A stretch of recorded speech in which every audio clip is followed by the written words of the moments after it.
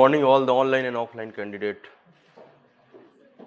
मैं आप लोगों को पॉलिटी पढ़ाऊंगा, ठीक है। तो शिक्षक भर्ती का सिलेबस सर ने बता दिया होगा, मैं सीधे अपने सब्जेक्ट पे आता हूं, ठीक है।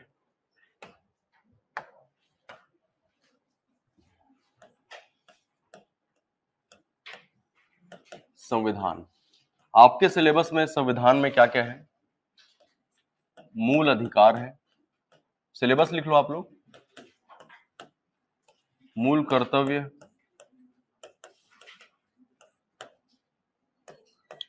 राष्ट्रपति, लोकसभा, राज्यसभा, राज्यपाल, सूचना का अधिकार,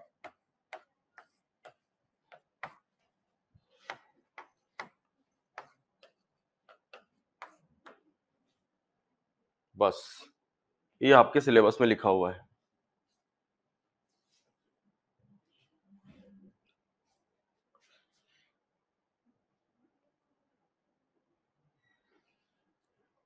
संविधान के अंतर्गत आपको मूल अधिकार, मूल कर्तव्य, राष्ट्रपति, लोकसभा, राज्यसभा, राज्यपाल और सूचना का अधिकार, इतने टॉपिक्स को पढ़ना है।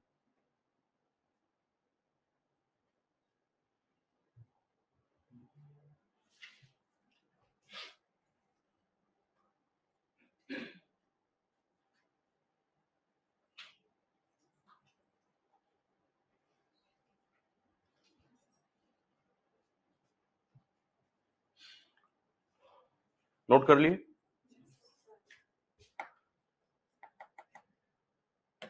चलिए हेडिंग दीजिए संविधान।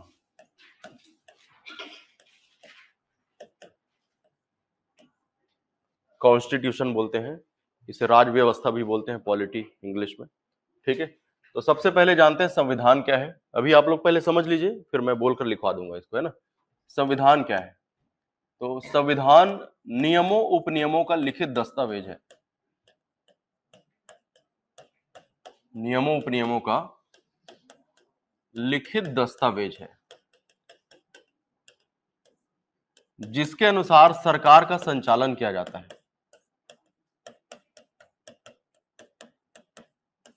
ठीक। संविधान समधन विधान से बना है। विधान मतलब नियम या कानून। विधान क्या है? नियम या कानून। और सम का तात्पर्य है समान या बराबर, समान संप्रभु। तो ऐसे नियम कानून जो सभी नागरिकों पर समान रूप से लागू हो, उन नियमों के समूह को ही क्या कहा जाता है? संविधान कहा जाता है, ठीक। संविधान क्या है? नियमों उपनियमों का लिखित दस्तावेज है जिसके अनुसार सरकार का संचालन किया जाता है। संविधान समधन विधान से बना है, अर्थात वे नियम कानून जो सभी नागरिकों पर समान रूप से लागू हो, ठीक। जैसे कौन सा नियम या कानून? जैसे सरकार ने कानून बनाया है कि मैं बोल सकता हूं, मैं जहां चाहे वहां निवास कर सकता हूं, मैं जहां चाहे वहां घूम फिर सकता हूं, व्यापार या व्यवसाय कर सकता हूं। ये अधिकार सिर्फ मेरा नहीं, ये अधिकार आप लोगों का भी है। आप लोग भी जहां चाहे वहां निवास कर सकते हैं, घूम फिर सकते हैं, व्यापार या व्यवसाय को चुन सकते हैं। तो ये जो अधिकार है, ये जो नियम कानून है, वो सभी नागरिकों पर समान रूप से लागू है। इन्हीं नियमों और कानूनों के समूह को ही क्या कहा जाता है? संविधान कहा जाता है, ठीक। लिखित दस्तावेज है जिसके अनुसार सरकार का संचालन किया जाता है, यानी कि देश चलाई जाती है। हमारा देश किसके आधार पर चलता है, किसके अनुसार चलता है? संविधान के अनुसार चलता है, ठीक है। तो सरकार के 3 अंग होते हैं। सरकार के कितने अंग होते हैं? 3 अंग होते हैं। कौन कौन से 3 अंग? पहला है विधायिका। पहले अंग का नाम क्या है? विधायिका, ठीक। दूसरा अंग है कार्यपालिका और तीसरा है न्यायपालिका। विधायिका क्या करती है? विधायिका विधि बनाती है। विधि मतलब कानून। विधायिका क्या करती है? कानून बनाती है। इन कानूनों का क्रियान्वयन कौन करती है? कार्यपालिका, यानी कि इन कानूनों के अनुसार देश को चलाती है। देश का संचालन करना, देश को चलाना कौन करता है? कार्यपालिका। ठीक। न्यायपालिका क्या करती है? कानून के संवैधानिकता की जांच करती है, कानून के संवैधानिकता की जांच करती है। ठीक, बोलिए आप लोग भी। विधायिका क्या करती है? कानून बनाती है। कार्यपालिका क्या करती है? इन कानूनों का क्रियान्वयन करती है, इन्हीं कानूनों के अनुसार देश को चलाती है। न्यायपालिका कानून के संवैधानिकता की जांच करती है। ठीक। अब यहां पर विधायिका किसे कहेंगे? विधायिका, विधायिका क्या करती है? कानून बनाती है। ठीक है। केंद्र में इसे संसद कहते हैं, केंद्र में इसे किस नाम से जाना जाता है? संसद। और राज्य में विधानमंडल, राज्य में क्या कहते हैं? विधानमंडल। ठीक। संसद के दो सदन होते हैं, लोकसभा और राज्यसभा। वैसे ही विधानमंडल के दो सदन, विधानसभा और विधान परिषद। ठीक। अगर पूछा जाए संसद के कितने अंग होते हैं, तो अंग में आंसर लगाना है 3। कौन कौन सा अंग? लोकसभा, राज्यसभा और राष्ट्रपति। संसद के कितने अंग होते हैं? 3 अंग होते हैं। ठीक। संसद के कितने सदन होते हैं? 2 सदन, 2 सदन 3 अंग। वैसे ही विधानमंडल के कितने सदन? 2, विधानसभा, विधान परिषद, इसके भी 3 अंग। विधानमंडल के कितने अंग? 3 अंग। कौन कौन सा? विधानसभा, विधान परिषद और राज्यपाल। विधायिका क्या करती है? कानून बनाती है। केंद्र में कानून कौन बनाएगा? राज्य में कानून कौन बनाएगा? ठीक है। तो कानून बनता कैसे है? सबसे पहले एक प्रस्ताव लाया जाता है, ये कागज का टुकड़ा है जिसमें वो सभी बातें लिखी है जिस पर कानून बनाना है ना। इस प्रस्ताव को कहा जाता है विधेयक। इसे क्या कहते हैं? विधेयक। इंग्लिश में इसे बिल कहते हैं। वह प्रस्ताव जिसका उद्देश्य कानून बनाना हो क्या कहलाता है? विधेयक। वह प्रस्ताव जिसका उद्देश्य क्या बनाना हो? कानून, इसे क्या कहा जाता है? विधेयक। ठीक। सबसे पहले इस विधेयक को संसद के किसी एक सदन में लाया जाता है। तो संसद का कोई एक सदन ले लो, या तो लोकसभा या फिर राज्यसभा। लोकसभा ले लेते हैं। लोकसभा में 543 लोग बैठे हुए हैं, आपको मालूम होगा, है ना। लोकसभा जानते हैं ना, लोकसभा चुनाव होता है। अंतिम बार लोकसभा चुनाव कब हुआ था? अभी 2024 में हुआ था। लोकसभा के सदस्यों को हम चुनते हैं, यानी कि उनके लिए हम खुद जाते हैं वोट डालने के लिए। याद आ रहा है? आप गए होंगे। ठीक है। तो लोकसभा के सदस्यों ने मान लो इसे समर्थन दे दिया कि हाँ, इस विधेयक पर कानून बनना चाहिए, इस विषय पर कानून बनना चाहिए। अब ये कहां पर जाएगा? राज्यसभा। तो राज्यसभा में भी 245 लोग बैठे हुए हैं। इनके द्वारा भी अगर समर्थन दे दिया जाए तो ये कहां जाएगा? राष्ट्रपति के पास। राष्ट्रपति के हस्ताक्षर करते ही ये विधेयक अब कहलाने लगेगा अधिनियम, या इसी को कहते हैं कानून। समझ में आ रहा है? ठीक। संसद क्या है? विधायिका। ठीक है। तो विधायिका द्वारा पारित विधेयक पर राष्ट्रपति के हस्ताक्षर के साथ ही वह किस रूप में ले लेता है अपने आप को? अधिनियम के रूप में ले लेता है, जिसे पूरे देश में लागू कर दिया जाता है, जिसका पालन करना अनिवार्य है, पालन नहीं करने पर दंडित किए जाते हैं। समझ में आ रहा है? कोई सा भी उदाहरण ले लो, जैसे हम उदाहरण लेते हैं हेलमेट। एक उदाहरण लेते हैं, कानून कैसे बनता है। तो हेलमेट, हेलमेट की अनिवार्यता, हेलमेट की अनिवार्यता विधेयक 2025। हेलमेट को पूरे देश में लागू करना है, तो सबसे पहले क्या बनाना पड़ेगा? हेलमेट पर कानून बनाना पड़ेगा। ठीक है। तो हेलमेट से संबंधित सारी बातें इस डॉक्यूमेंट में हम लिख देंगे। इसी को क्या कहा जाता है? विधेयक कहा जाता है। विधेयक मतलब एक प्रस्ताव है, कागज का टुकड़ा है जिसमें वो सभी बातें लिखी हुई है जिस पर कानून बनाना है। तो ये विधेयक हो गया। इसको कहां पर लाएंगे? मान लो लोकसभा में ले आए। लोकसभा के सदस्यों ने हाथ उठा दिया या हस्ताक्षर कर दिया कि हाँ भाई, हेलमेट पर कानून बनना चाहिए, तो कहां जाएगा? राज्यसभा। राज्यसभा के सदस्यों ने भी इस पर समर्थन दे दिया कि हाँ भैया, हेलमेट पर कानून बनना चाहिए। हेलमेट लगाने से दुर्घटनाओं में कमी आएगी, मौतों में कमी आएगी। समझ में आ रहा है ना? ठीक। अब कहां जाएगा? राष्ट्रपति के पास। राष्ट्रपति के हस्ताक्षर करते ही ये जो विधेयक है उसका नाम अब हो जाएगा हेलमेट की अनिवार्यता अधिनियम। अब जिस दिन साइन करेंगे राष्ट्रपति, मान लो 2026 में साइन करेंगे, तो हेलमेट की अनिवार्यता अधिनियम 2026 लिखा जाएगा। समझ में आ रहा है? क्या लिखा जाएगा? इनके हस्ताक्षर करते ही विधेयक की जगह क्या लिखाएगा? अधिनियम। और जिस ईयर में वो साइन करेंगे वो ईयर लिखा जाएगा। ये समझ में आ रहा है कि नहीं आ रहा है? जिसे पूरे देश में लागू किया जाएगा, जिसका पालन करना अनिवार्य है, पालन नहीं करने पर दंडित किए जाएंगे। क्लियर है? तो विधेयक कानून कैसे बनता है समझ में आ गया। ठीक, कानून बनाता कौन है? विधायिका और विधेयक दोनों अलग अलग शब्द है। विधायिका एक संस्था है जो कानून बनाती है, केंद्र में इसे संसद और राज्य में इसे विधानमंडल कहते हैं। और विधेयक मतलब प्रस्ताव, जिसका उद्देश्य कानून बनाना है। विधेयक मतलब कागज में लिखी हुई वो सारी बातें जिस पर कानून बनाना है। एक शब्द होता है विधायक, कई लोग इसमें कंफ्यूज हो जाते हैं कि सर तीनों एक जैसा लगता है, तो तीनों अलग अलग है। विधायक मतलब क्या? जिसने विधानसभा का चुनाव लड़ा और जो जीत गया वो क्या बन जाता है? ठीक है, जैसे कुनकुरी विधानसभा क्षेत्र के विधायक कौन है? किसको मालूम? हाँ, विष्णुदेव साय जी, है ना, जो मुख्यमंत्री भी बने। अब मुख्यमंत्री चलिए यहीं पर आगे मैं बताऊंगा। ये विधायिका समझ में आ रहा है आपको? विधायिका में किसी कोई कंफ्यूजन? विधायिका क्या करती है? कानून बनाती है। विधायिका क्या करती है? कानून बनाती है। केंद्र में इसे क्या कहते हैं? संसद। राज्य में क्या कहते हैं? विधानमंडल। ठीक है। अब कानून बनाने में संसद के तीनों अंग हिस्सा लेते हैं। तीन अंग कौन कौन से? लोकसभा, राज्यसभा, राष्ट्रपति। कानून बनने के पहले वो क्या कहलाता है? ठीक, इस विधेयक को दोनों सदनों से समर्थन देने के बाद या पारित होने के बाद कहां भेजा जाता है? राष्ट्रपति के हस्ताक्षर के साथ ही क्या बन जाता है? अधिनियम या कानून। इतना क्लियर है सबको? ठीक है, चलिए आगे देखते हैं। दूसरा क्या लिखा था सरकार के अंग में? कार्यपालिका। दूसरा क्या लिखा था? कार्यपालिका क्या करती है? कानूनों का क्रियान्वयन करती है। कानूनों का क्या करती है? क्रियान्वयन, एग्जीक्यूट करना या कानूनों के अनुसार देश को चलाना। ठीक, अब कार्यपालिका भी दो तरह के होते हैं।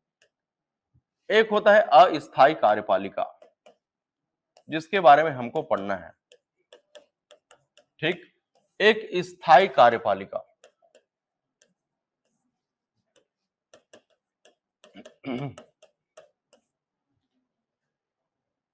कार्यपालिका का मतलब क्या है?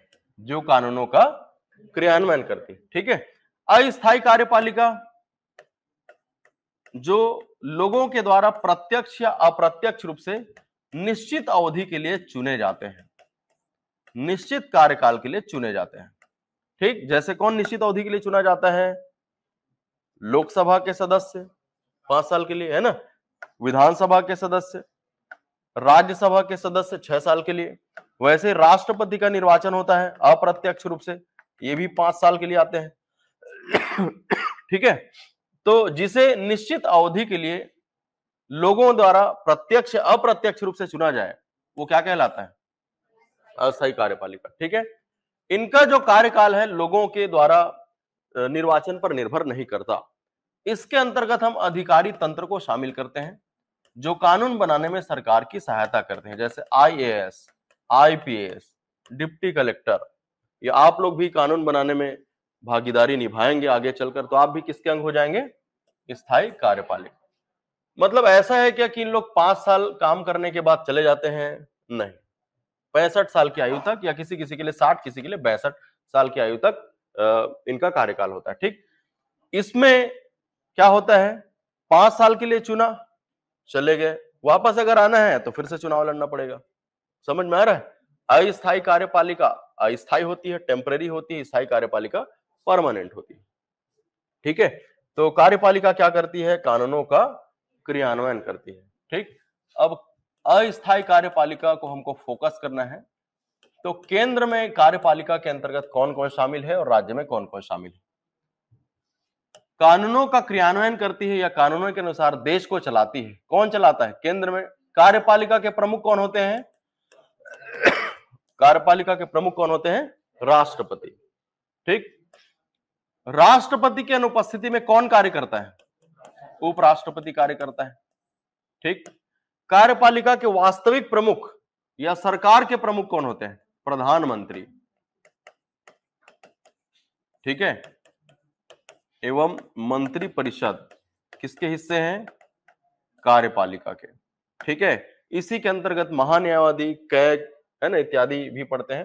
राज्य में कार्यपालिका के स्थान, राष्ट्रपति के स्थान पर क्या पढ़ते हैं? राज्यपाल। राज्यों में उपराष्ट्रपति के जैसा उपराज्यपाल नहीं होता। प्रधानमंत्री की जगह क्या पढ़ेंगे? मुख्यमंत्री एवं मंत्री परिषद।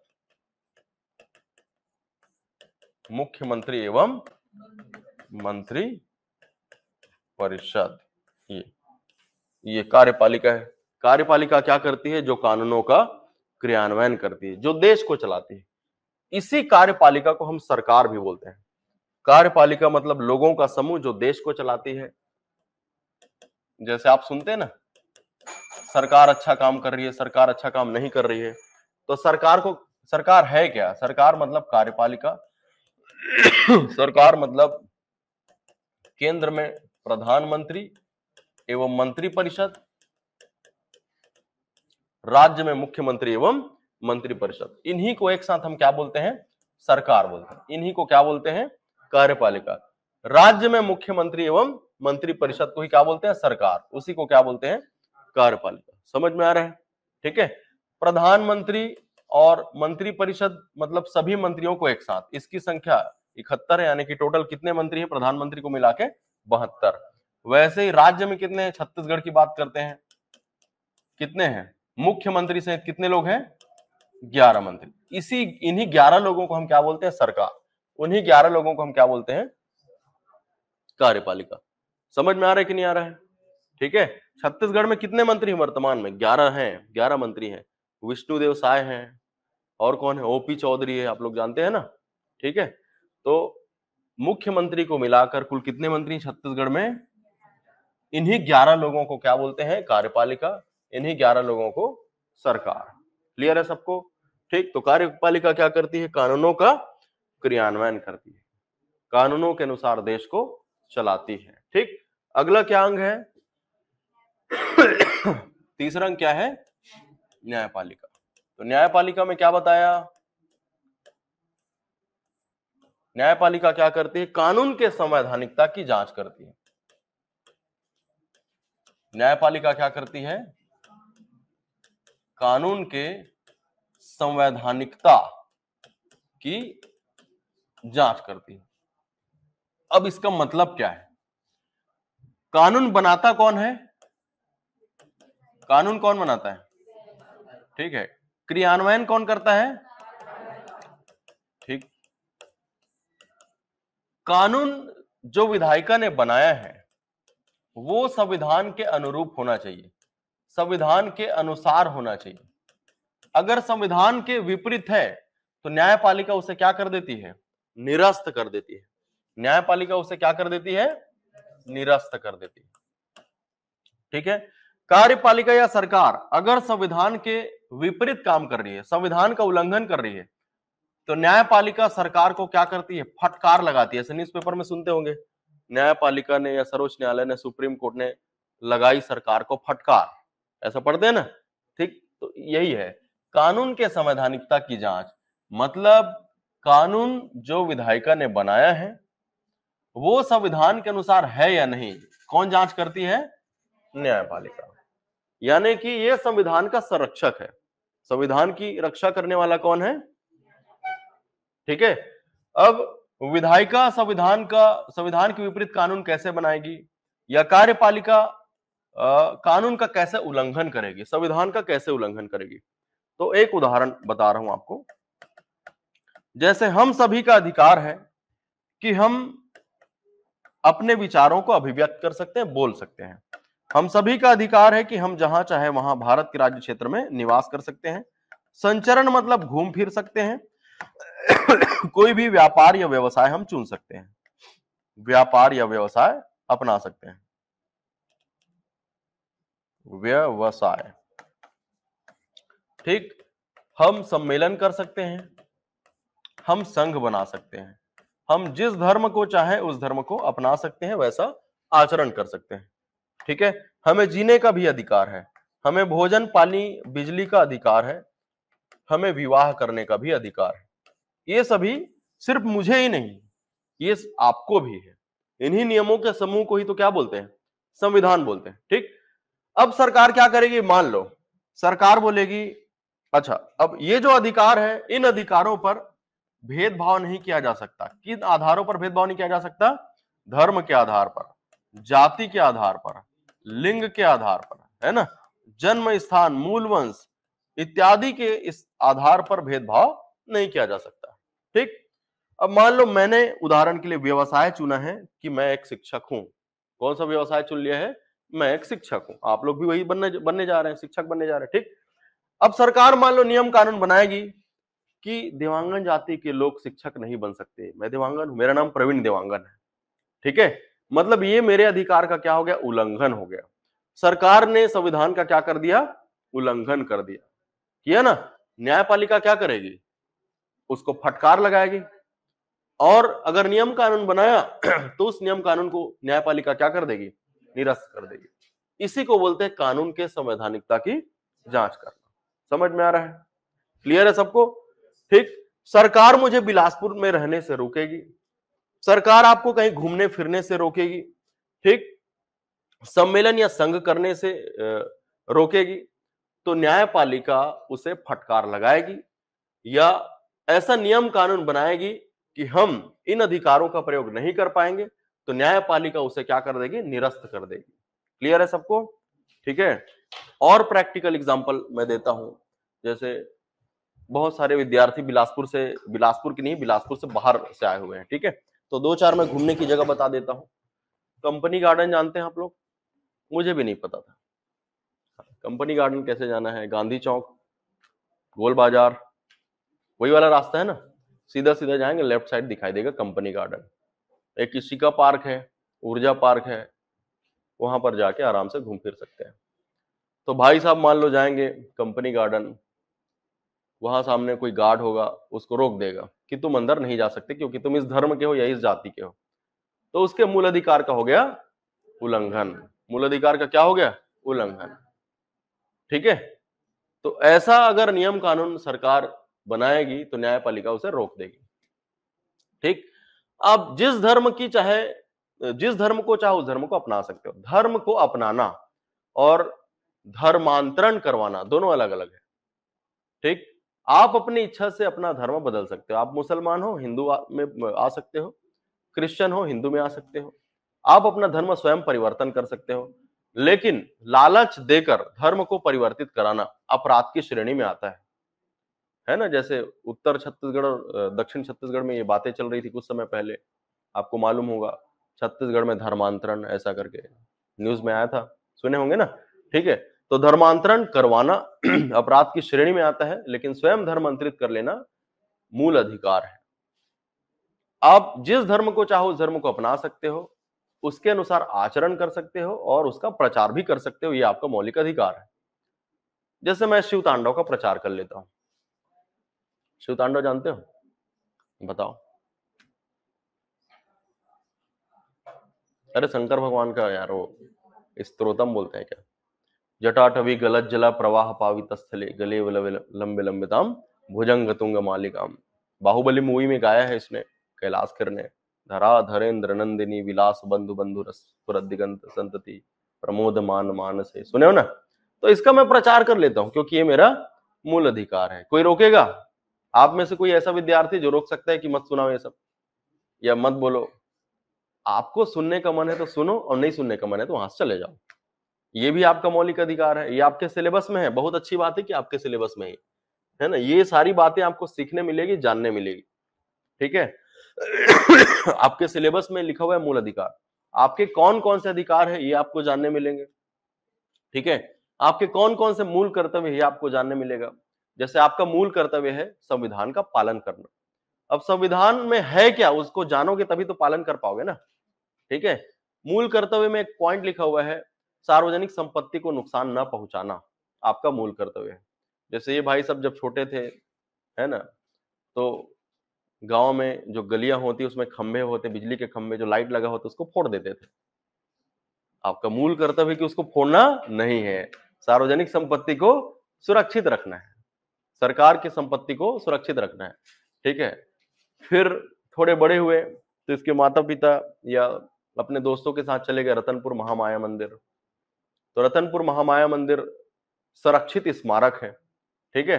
तो उसमें पीछे में पत्थर से, नुकीले पत्थर से इसने लिख दिया अपना नाम और ऐसा दिल बना के उसका नाम, सार्वजनिक संपत्ति को नुकसान पहुंचा दिया। वहां पे एक वृक्ष है, बड़ा सा पीपल का वृक्ष, उसमें ब्लेड से ऐसा कटिंग करके अपना नाम, फिर ऐसा दिल बना के उसका नाम, तो सार्वजनिक संपत्ति को नुकसान पहुंचा रहा है। मूल कर्तव्य क्या है? सार्वजनिक संपत्ति को नुकसान न पहुंचाना, राष्ट्र ध्वज राष्ट्रगान का आदर करना, ये सारे मूल कर्तव्य आपको पढ़ने मिलेंगे। वैसे ही राष्ट्रपति, लोकसभा, राज्यसभा, राज्यपाल, सूचना का अधिकार, इन सब के बारे में आपको पढ़ने मिले। ये बहुत ही इंटरेस्टिंग सब्जेक्ट है, अच्छा सब्जेक्ट है। एक जागरूक नागरिक बनने के लिए संविधान का ज्ञान होना आवश्यक है। समझ में आ रहा है? ठीक, तो हम कहां थे भाई?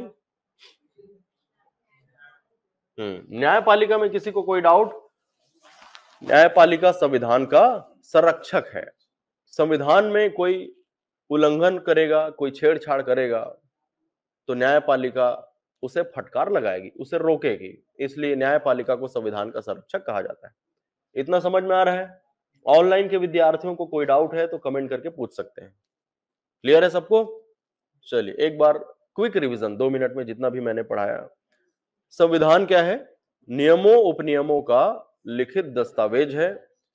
संविधान सम और विधान से बना है, अर्थात वे नियम कानून जो सभी नागरिकों पर समान रूप से लागू हो। सरकार के 3 अंग होते हैं, विधायिका, कार्यपालिका, न्यायपालिका। विधायिका क्या करती है? कार्यपालिका उन कानूनों का क्रियान्वयन करती है और न्यायपालिका कानून के संवैधानिकता की जांच करती है। ठीक, तो विधायिका को केंद्र में क्या कहते हैं? संसद। राज्य में क्या कहते हैं?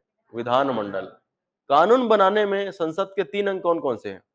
लोकसभा, राज्यसभा, राष्ट्रपति। ठीक, कानून या अधिनियम बनने से पहले उसे क्या कहते हैं? विधेयक। विधेयक का तात्पर्य है वह प्रस्ताव जिसका उद्देश्य कानून बनाना हो। उस विधेयक को लोकसभा, राज्यसभा दोनों के द्वारा सहमति मिल जाए तो कहां जाएगा? राष्ट्रपति के पास। राष्ट्रपति उस पर साइन करेंगे तो वो अधिनियम बन जाएगा, जिसे लागू करने पर देश में पालन करना सभी के द्वारा आवश्यक है। पालन नहीं करने पर ठीक, विधायिका समझ में आ गया। वैसे ही कार्यपालिका व्यक्तियों का समूह जो देश को चलाती है। ये अस्थायी हो सकती है, स्थायी हो सकती है। निश्चित अवधि के लिए चुना जाए तो वो अस्थायी होती है, जैसे 5 साल के लिए चुना जाता है। ठीक, निर्वाचन पर निर्भर नहीं करता कार्यकाल। जैसे आप लोग शिक्षक बनने जा रहे हो, है ना? शिक्षक जब बन जाओगे तो आप रिटायर कब होंगे? 60-62 साल की आयु में रिटायर होंगे। तो निर्वाचन पर निर्भर करता है क्या आपका कार्यकाल? नहीं। तो इसको हम बोलते हैं स्थायी कार्यपालिका, जिसमें IAS, IPS, डिप्टी कलेक्टर, आप लोग भी इसमें शामिल हैं स्थायी कार्यपालिका में। क्लियर है? ठीक है, फिर हमने पढ़ा न्यायपालिका क्या करती है? कानून के संवैधानिकता की जांच करती है। कानून बनाता कौन है? विधायिका। तो विधायिका ने जो कानून बनाया है वो संविधान के अनुसार है या नहीं है, जांच कौन करता है? संविधान के अनुसार है तब तो ठीक है, अगर संविधान के विपरीत है, संविधान के अनुसार नहीं है, तो न्यायपालिका उसे निरस्त कर देगी और सरकार को लगा देगी फटकार। समझ में आ रहा है सबको? कोई डाउट किसी को? ठीक है, वोट देने जाते हैं आप लोग, वोटिंग करने जाते हैं ना, तो हम जिसके लिए स्वयं वोट देने जाएं उसको प्रत्यक्ष निर्वाचन बोलते हैं। क्या बोलेंगे? प्रत्यक्ष निर्वाचन। ठीक है, तो प्रत्यक्ष निर्वाचन किसमें होता है? लोकसभा में, विधानसभा। इसमें जो निर्वाचन होता है उसको हम बोलते हैं प्रत्यक्ष निर्वाचन। जिसके लिए हम स्वयं वोट देने जाएं, तो लोकसभा चुनाव में आप गए होंगे, विधानसभा चुनाव में गए होंगे, राज्यसभा चुनाव में आप वोट देने जाते हो क्या? नहीं जाते हो। इसको हमारे द्वारा चुना गया प्रतिनिधि वोट करते हैं। इसको चुनने वाले ये होता है विधानसभा के सदस्य। हमने विधानसभा के सदस्यों को चुना, विधानसभा के सदस्य ने इसको चुना। इसको बोलते हैं अप्रत्यक्ष निर्वाचन। क्या बोलते हैं? अप्रत्यक्ष निर्वाचन। का मतलब समझ में आ गया सबको? ठीक, वैसे ही राष्ट्रपति का जब चुनाव होता है तो आप लोग वोट देने गए हो एक आध बार? वो बोल रहे हैं गए हूं करके, गए हैं? नहीं गए है ना? ठीक है, तो हम वोट देते हैं विधानसभा के सदस्यों को, लोकसभा के सदस्यों को। फिर यही दोनों आगे चलकर इसको भी साथ में ले लेते हैं, इसको चुनने जाते हैं, इसको वोट देने जाते हैं, ठीक। तो जिसके लिए हम स्वयं वोट ना करें उसको क्या बोलते हैं? अप्रत्यक्ष निर्वाचन। समझ में आ रहा है? जिसके लिए हम स्वयं वोट देने जाएं वो प्रत्यक्ष निर्वाचन है, जिसके लिए वोट न देने जाएं उसे क्या कहा जाता है? अप्रत्यक्ष निर्वाचन। हाँ हाँ, अप्रत्यक्ष निर्वाचन में उसी का प्रयोग होता है। राष्ट्रपति, उपराष्ट्रपति, राज्यसभा, है ना, विधान परिषद, उसमें एकल संक्रमणीय मत प्रणाली, अनुपातिक प्रतिनिधित्व पद्धति का उपयोग किया जाता है। ठीक है, वो सब आगे आएगा। ठीक, इतना समझ में आ रहा है सबको? चलिए अब थोड़ा सा लिखो।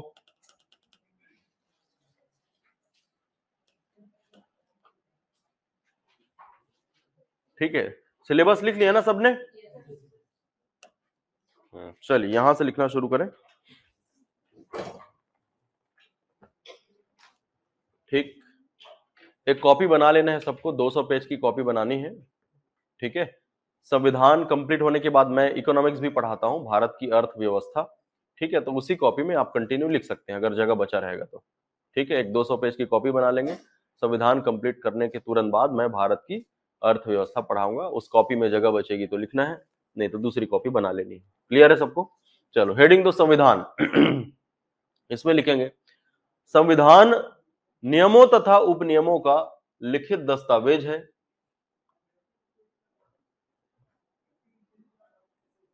संविधान नियमों तथा उपनियमों का लिखित दस्तावेज है जिसके अनुसार सरकार का संचालन किया जाता है।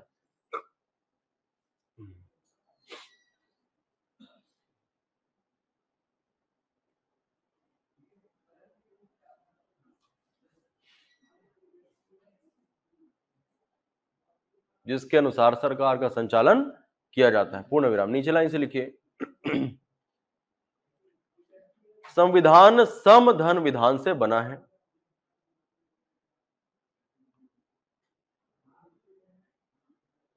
संविधान समधन विधान से बना है, अर्थात वे नियम या कानून जो सभी नागरिकों पर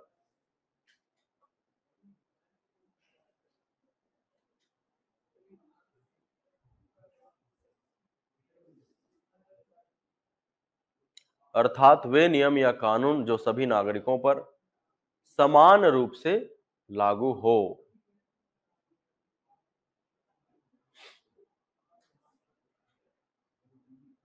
अर्थात वे नियम या कानून जो सभी नागरिकों पर समान रूप से लागू हो गया? ठीक, नीचे लाइन से लिखें सरकार के 3 अंग।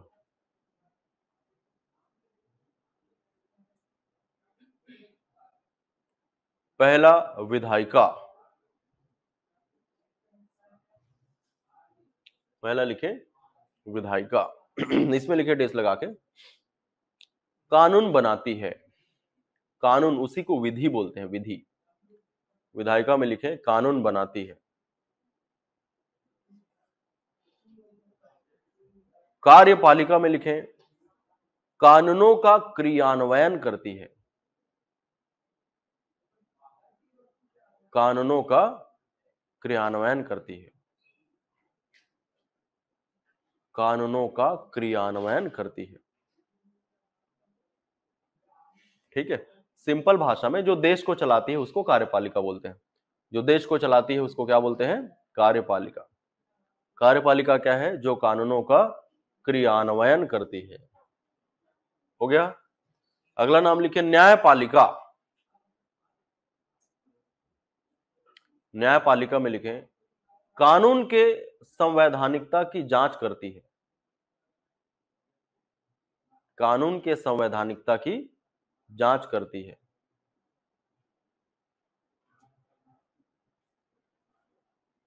कानून के संवैधानिकता की जांच करती है।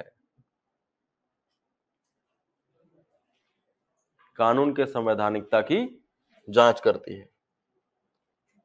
अब फिर से लिखो विधायिका।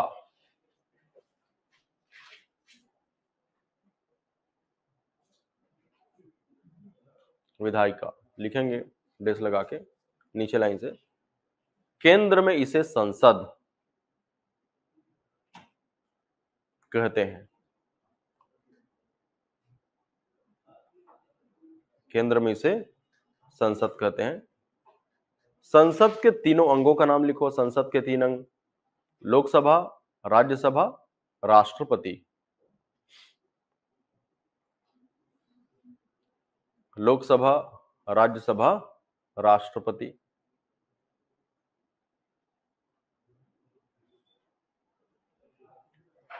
ठीक, नीचे लाइन से लिखिए, राज्य में इसे विधानमंडल कहते हैं। किसको? विधायिका को।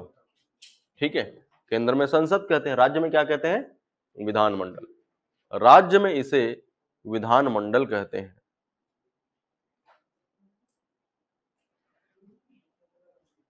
राज्य में इसे विधानमंडल कहते हैं। विधानमंडल के तीनों अंग का नाम लिखो। विधानमंडल के तीन अंग, विधानसभा, विधान परिषद, राज्यपाल।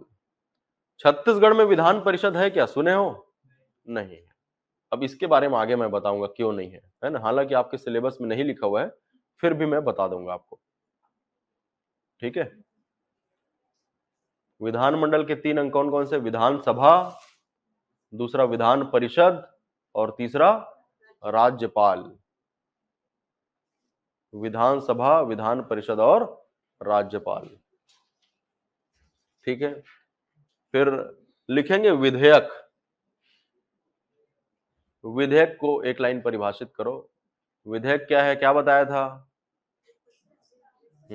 ठीक, ठीक है, तो लिखेंगे इसमें विधेयक में, वह प्रस्ताव जिसका उद्देश्य कानून बनाना हो। वह प्रस्ताव जिसका उद्देश्य कानून बनाना हो। वह प्रस्ताव जिसका उद्देश्य कानून बनाना हो। ठीक, फिर नीचे लाइन से लिखिए अधिनियम। अधिनियम, अधिनियम में लिखें, संसद के दोनों सदनों द्वारा पारित विधेयक। संसद के दोनों सदनों द्वारा, दोनों सदन कौन कौन सा? लोकसभा और राज्यसभा। संसद के दोनों सदनों द्वारा पारित विधेयक पर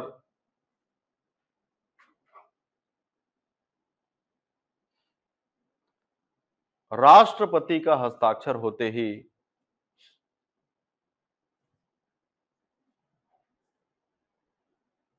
राष्ट्रपति का हस्ताक्षर होते ही वह अधिनियम का रूप ले लेता है।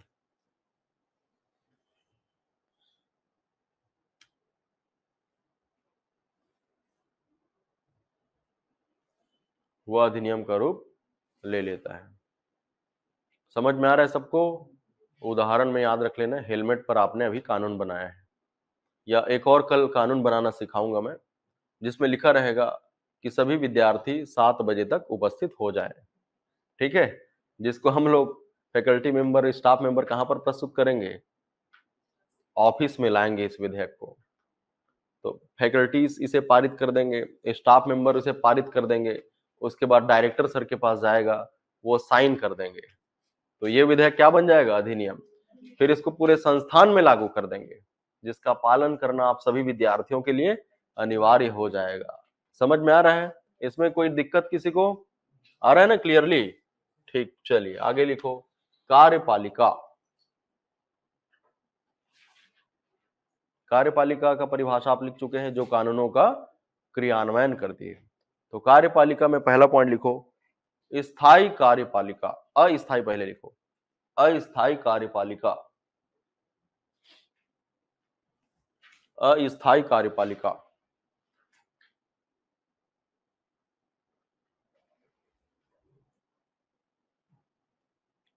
इसमें लिखें, इन्हें जनता द्वारा निश्चित अवधि के लिए चुना जाता है। इन्हें जनता द्वारा निश्चित अवधि के लिए चुना जाता है। निश्चित अवधि मतलब समझ गए, लोकसभा में 5 साल, विधानसभा में 5 साल। ठीक। प्रत्यक्ष या अप्रत्यक्ष रूप से इसे जनता द्वारा प्रत्यक्ष या अप्रत्यक्ष रूप से निश्चित अवधि के लिए चुना जाता है। इसे जनता द्वारा निश्चित अवधि के लिए प्रत्यक्ष या अप्रत्यक्ष रूप से चुना जाता है।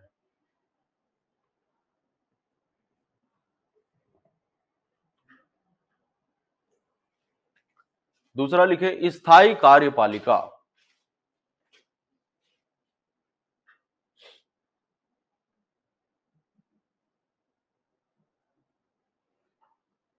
इसमें लिखें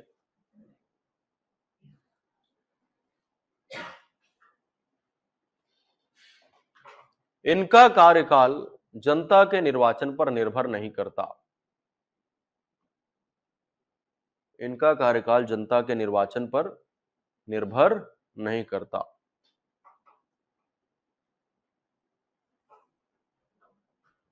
इसके अंतर्गत अधिकारी तंत्र को शामिल किया जाता है। इसके अंतर्गत अधिकारी तंत्र को शामिल किया जाता है। उदाहरण आईएएस, आईपीएस।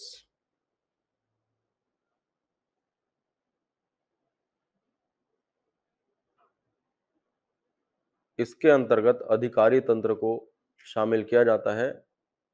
उदाहरण आईएएस, आईपीएस।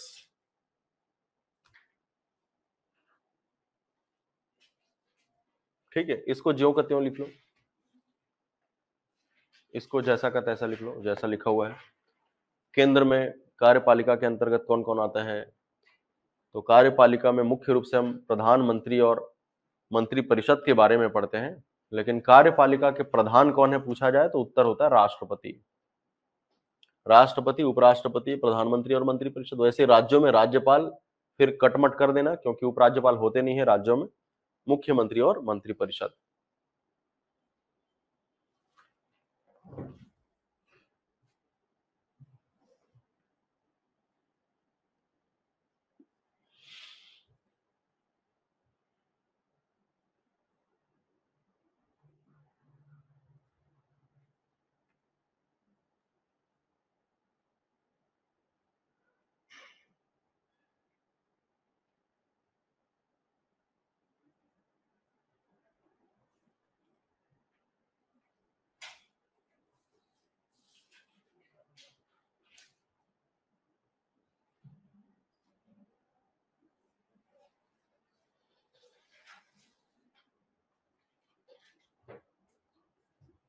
हो गया? चलिए अगला हेडिंग दो, न्यायपालिका। न्यायपालिका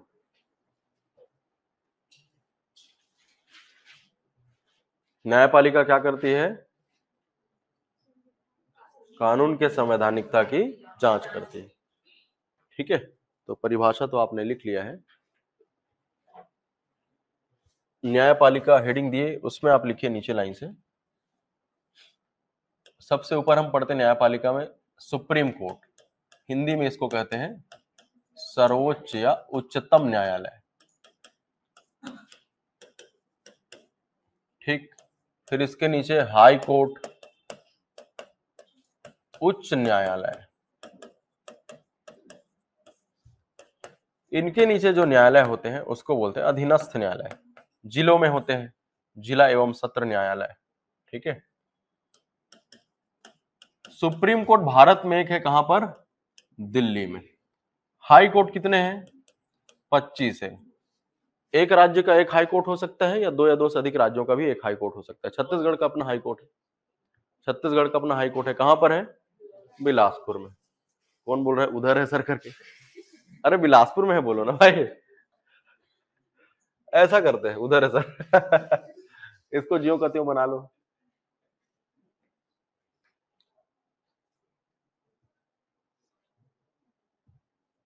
न्यायपालिका क्या करती है? कानून के संवैधानिकता की जांच करती है। कानून के संवैधानिकता की जांच करती है कौन? न्यायपालिका। ठीक है, तो सुप्रीम कोर्ट के नीचे हाई कोर्ट, उसके नीचे वाले न्यायालयों को बोलते हैं अधीनस्थ न्यायालय।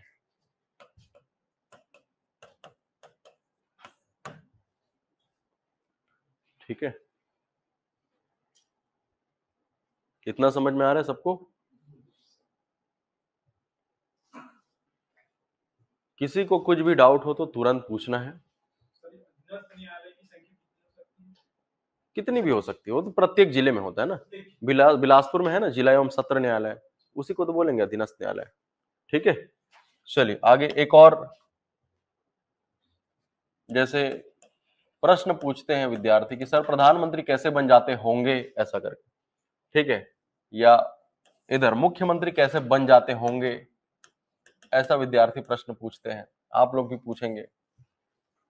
ठीक है, तो सबसे पहले होता है चुनाव। कौन सा चुनाव? ध्यान से समझेंगे ना, बहुत आसान है। लोकसभा की कुल कितने सीटें हैं भाई भारत देश में? 543। ठीक है, तो लोकसभा का जब चुनाव होता है तो जिस दल को बहुमत मिलता है वो सरकार बनाती है और उसी दल का कोई एक व्यक्ति प्रधानमंत्री बनता है। बहुमत का मतलब होता है आधे से अधिक। बहुमत मतलब आधे से अधिक। लोकसभा चुनाव हुआ, लोकसभा की कुल कितनी सीटें हैं? 543 में बहुमत किसी एक पार्टी को मिलना चाहिए, तो बहुमत मतलब आधे से अधिक। कैसे निकालेंगे? ये हो गया आधा, अब ये हो गया अधिक। सॉल्व करो, कितना आ गया? 272। ठीक है, तो जिस किसी एक दल को 272 लोकसभा सीटों पर जीत हासिल होगी वही दल सरकार बनाएगी और उसी दल से आ जाएगा प्रधानमंत्री। समझ में आ रहा है? ठीक, इधर एक एग्जांपल और देखो, मुख्यमंत्री कैसे बनेंगे? विधानसभा का चुनाव होगा। ठीक, तो छत्तीसगढ़ का एग्जांपल लेते हैं। छत्तीसगढ़ विधानसभा की सीटें कितनी हैं? ठीक है, तो क्या होना चाहिए? बहुमत। बहुमत मतलब आधे से अधिक। सॉल्व करो, कितना आ जाएगा? ठीक है, तो 90 सीटों में से, छत्तीसगढ़ में 90 सीट है, 90 सीटों में से किसी एक दल को मान लो 46 से उससे अधिक सीटों पर जीत हासिल हुई तो वही दल सरकार बनाएगी और उसी दल में से कोई एक व्यक्ति क्या बनेगा? मुख्यमंत्री। ठीक है, छत्तीसगढ़ विधानसभा चुनाव अंतिम बार कब हुआ था? 2023 में। चुनाव का रिजल्ट किसको याद है? किसी को याद है? बीजेपी को कितनी सीटें मिली? 54। कांग्रेस को कितनी मिली? 35। एक और पार्टी गोंडवाना गणतंत्र पार्टी, इसको मिला 1। किसको बहुमत मिला? बीजेपी को। बहुमत मतलब 46 या उससे अधिक सीटों पर जिसे जीत हासिल होगी विधानसभा चुनाव। तो सरकार किसने बनाया? अब बीजेपी से ही कोई एक मुख्यमंत्री बनेगा और इसी में से जो अन्य मंत्री हैं सब इसी पार्टी से आएंगे। समझ में आ रहा है कि नहीं आ रहा? प्रधानमंत्री और मुख्यमंत्री कैसे बन गए, समझ में आ गया? ओपी चौधरी मंत्री क्यों बना? भूपेश बघेल क्यों मंत्री नहीं बन पाया? भूपेश बघेल कांग्रेस वाले हैं, भले वो विधायक हैं लेकिन कांग्रेस के हैं, और सरकार किसकी बनी है? बीजेपी की। समझ में आ रहा है ना? इसमें किसी कोई कंफ्यूजन? ठीक है, एक गठबंधन भी होता है, गठबंधन। ठीक है, जैसे लोकसभा चुनाव अभी जो हुआ, चलो 2 मिनट में इसको भी बता देता हूं, है ना। एक होता है गठबंधन। गठबंधन का मतलब यदि किसी एक पार्टी को बहुमत ना मिला हो, ये 272 सीटों पर जीत हासिल ना हुई हो, जैसे अभी लोकसभा चुनाव 2024 का जब रिजल्ट आया तो बीजेपी को कितनी सीटें मिली? 240, कांग्रेस को 99 और अन्य पार्टियों को इससे कम ही सीटें मिली। तो अब ये सिंगल पार्टी सरकार बना पाएगी क्या? नहीं बना पाएगी। क्या करना पड़ेगा? अन्य पार्टियों के साथ इसे समझौता करना पड़ेगा, साठगांठ करना पड़ेगा। तो इनका साथ देने वाले टीडीपी, जेडीयू, ये अलग अलग पार्टियों का नाम है ना। ऐसे ही अन्य छोटी छोटी पार्टियों ने इनका साथ दिया और इस शर्त को पूरा कर लिया, 272 वाले शर्त को पूरा कर लिया। अब इन लोगों ने मिलकर क्या बना लिया? सरकार बना लिया। अब इन्हीं पार्टियों में से कोई एक प्रधानमंत्री और इन्हीं पार्टियों को मिलाकर ही अन्य मंत्री बनेंगे। समझ में आ रहा है सर को? सबको समझ में आ रहा है ना? ठीक है, किसी को कोई डाउट है तो पूछ सकते हैं। आज के लिए इतना ही। ऑनलाइन के विद्यार्थियों को कोई डाउट है तो कमेंट करके पूछ लीजिए। कोई डाउट पीछे आ रहा है सबको समझ में? हाँ भाई, हाँ 552 हो सकता है, वो लिखा हुआ है जनसंख्या के आधार पर। ठीक है, जब हमारे देश में संविधान बना था तो उस समय तो कम थे यार, है ना। मूल संविधान में लोकसभा की सीटें अधिकतम 500 थी, फिर संविधान में संशोधन कर करके 552 लिख दिया गया। अभी वर्तमान में अगर अधिकतम होना है तो 550 हो सकता है, क्योंकि एक एंग्लो इंडियन समुदाय होते हैं, उसको हटा दिया गया है, उस प्रावधान को आगे बताऊंगा मैं। ठीक है, वो लोकसभा वाले चैप्टर में आएगा। यहां तक किसी कोई डाउट है क्या? आ रहा है सबको समझ में? एकदम बेसिक क्लास है आज की जो क्लास है ना। कल भी ऐसे ही हम बेसिक क्लास पढ़ेंगे जिसमें संविधान का ओवरव्यू करेंगे कि है क्या एक्चुअल में, ये हम अभी जानेंगे। ठीक है, आपके एग्जाम में आएगा कहां से क्वेश्चन? मूल अधिकार से आएगा। अभी मूल अधिकार हमने शुरू नहीं किया है, राष्ट्रपति से आएगा, लोकसभा से आएगा। क्लियर है सबको? चलिए आज के लिए इतना ही, थैंक यू।